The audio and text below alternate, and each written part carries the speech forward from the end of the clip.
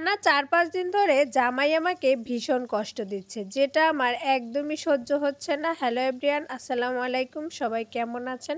আশা করছি সবাই অনেক বেশি ভালো আছেন। আমিও আলহামদুলিল্লাহ ভালো আছি। চলে আসলাম আরও একটি নতুন ভিডিও নিয়ে।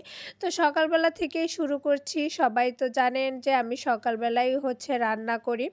তো আর এই শীত এসেছে না, এখন যে সকালের আবহাওয়াটা এত বেশি ভালো লাগে। সকালবেলা প্রথমেই ঘুম থেকে উঠে একটু যখন বারান্দায় গিয়ে দাঁড়াই, একটা ঠান্ডা ঠান্ডা যে বাতাস আসে, এত বেশি ভালো লাগে যে কি বলবো।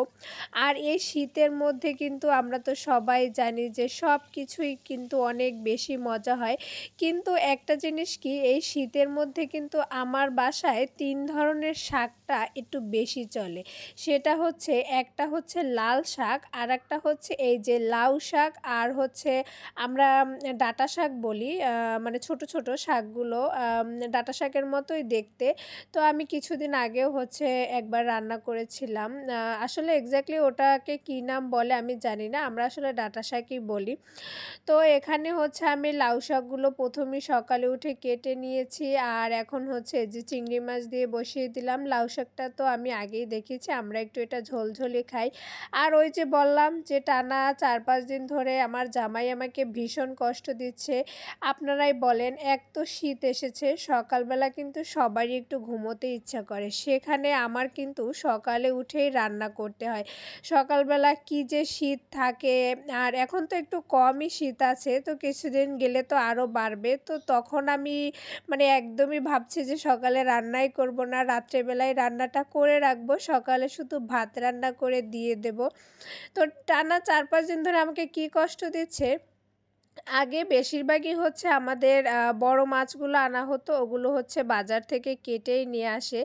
আর ইদানিং কয়েকদিন ধরে তার এত বেশি মানে অন্যান্য ছোট মাছ খেতে ইচ্ছে করছে, সে মলা মাছ আনে, তারপরে আরেকটা আছে পার্শে মাছ, ওইটা আনে, যেগুলো আর কি সবগুলো আর কি নিজেদের আর কি বাসায় কেটে খেতে হবে, ছোট টাইপের মাছগুলো। আর এই যে আজকে কই মাছ এনেছে, তো কই মাছগুলো কিছুদিন আগেও একবার এনেছিল, তখন একদম সুন্দর করে কেটে কুটে এনেছিল। আর আজকের কই মাছগুলো শুধুমাত্র পাশের কাঁটাগুলো কেটে এনেছে। বলেন, সেই মাছটা আমার পুরাই মানে আষ্টে টাষ্টে সবই রয়ে গিয়েছিল। তারপরে ভিতরে যে ময়লাটা থাকে ওইটাও রয়ে গিয়েছিল। সব মিলিয়ে বলতে গেলে আমাকে মাছটা আবার পুরো কাটতে হয়েছে। তাহলে আমার কি লাভ হলো বলেন? আর আমার এই কই মাছ তো একদমই মানে কাটতে ইচ্ছে করে না। মানে কি বলবো, আমার ভীষণ মানে হাত-টাত মনে হয় যেন কেটে কুটে একদম সব একাকার হয়ে যায়। তো যাই হোক, কই মাছটা কিন্তু আপনাদের সাথে কথা বলতে বলতে এই যে রান্না করা হয়ে গেছে। অনেক বেশি মজাও হয়েছিল। তো সন্ধেবেলা একটু ৩ মামে মুড়ি মাখা খেয়ে নিলাম। অনেক বেশি প্রিয় আমার এই মুড়ি মাখানিটা। তো এত বেশি ঝাল হয়েছিল, ছোট মেয়েটা একদমই খেতে পারেনি। তো যাই হোক, আল্লাহ হাফেজ।